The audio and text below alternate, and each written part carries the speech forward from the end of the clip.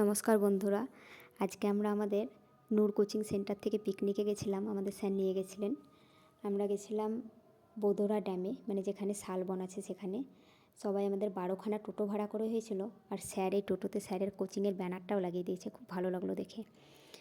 আর বাকিরা আমরা বাইকে গেছিলাম, বাইকও ছিল অনেকগুলো, 8-10টা মতো বাইক ছিল। তো প্রথমে যাবো না ভাবছিলাম, গিয়ে হেভি এনজয় হলো। তো আজকে সারাদিন আমাদের পিকনিকে কী হলো যতটা পেরেছি সামান্য কিছুটা ভিডিও করেছি, তো সেটাই আমি এখন শেয়ার করব। আর এই রাস্তাটায় যেতে না খুব ভালো লাগছিলো, একদম ফাঁকা রাস্তা, আর রাস্তাটা এত সুন্দর, আর চারিদিকে গাছ। তো আমরা যাওয়ার পরে শালবনে ঢোকার পরে মানে রান্না যারা করবে তারা তো অনেক আগেই চলে গেছিলো। তো আমরা আমাদের কোথায় রান্না হচ্ছে সেটা খুঁজে পাচ্ছিলাম না। প্রথমে তো আমরা অন্য জায়গায় চলে যাচ্ছিলাম যে এটা হতে পারে বলে। তারপরে আমাদের স্যারেরা এলেন, তারপরে তখন আমরা ওখানে গেলাম। আমরা অনেক আগে পৌঁছে গেছিলাম। দেখো তারপরে কি হয়। ওই বিকু, হাই কর।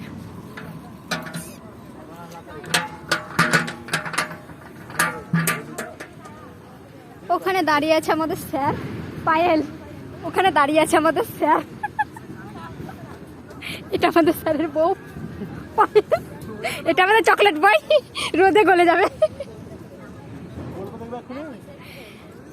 এটা আমাদের রান্নাদার। কোনটা? এই কি খাবার আছে গো? এই এদের পাত ফাঁকা। কি খাবার আছে? কি খাবার আছে মেনুতে?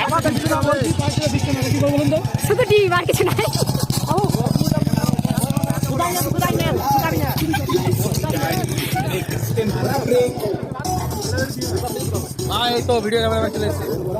কি খাবার আছে মেনুতে বলুন আপনারা? শুধু মুড়ি, এই ছেলেটা দুবার খেয়েছে, তারপরে আবার খেতে বসেছে। মুখটা দেখে রাখুন। আর এই যে এরা সব একবার করে খেয়েছে, সেই জন্য এদেরকে একটু কম করে দেওয়া হয়েছে। এত খাবার ধরে কি করে পেটে মানুষের, আমি তো সেটাই বুঝে পাই না। তারপরে আমরা চলে যাচ্ছিলাম রান্নার জন্য জল ভরতে। দেখো, কিন্তু এখানে যারা টোটো চালাচ্ছে কেউ কিন্তু টোটো ড্রাইভার না, সবাই আমাদের মধ্যেই। আমাদের কত সাহস, আমরা নিজেরাই টোটো নিয়ে বেরিয়ে গেলাম।